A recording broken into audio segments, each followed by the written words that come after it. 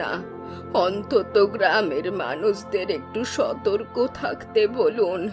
বাঁধটা একটু উঁচু করুন, বিপদ আসলে মানুষ বাঁচবে। চুপ কর, তোর বক বক শোনবার সময় আমার নেই। একটা পাগল বুড়ি এসে আমাকে শেখাবে গ্রাম চালাতে।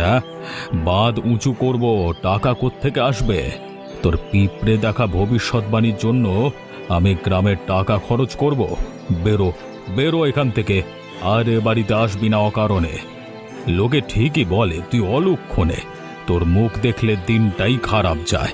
সকাল সকাল তোর চেহারা দেখলাম, আজকে নিশ্চয়ই কিছু একটা গন্ডগোল হবে। আচ্ছা, যাচ্ছি মোড়ল বাবু, কিন্তু আমার কথাটা মনে রাখবেন।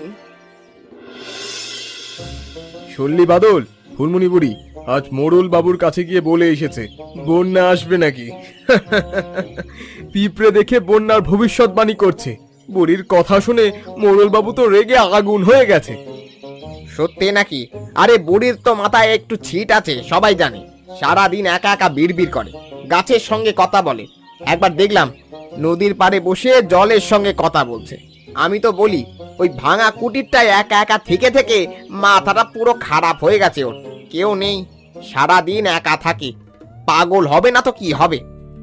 আরে শোন, আজকাল নাকি সে তার রান্নাঘরের চালের ওপরে মাটি চাপাচ্ছে। লোকে জিজ্ঞেস করলে বলে সবজি লাগাবে নাকি। রান্নাঘরের চালে সবজি, এ জীবনে শুনেছিস কখনো? মাটির ভারে চাল ভেঙে পড়বে, তখন বুঝবে। হ্যাঁ, রান্নাঘরের চালে সবজি লাগাবে? আরে চালে মাটি দিলে সেটাই তো আগে ভেঙে পড়বে বৃষ্টিতে।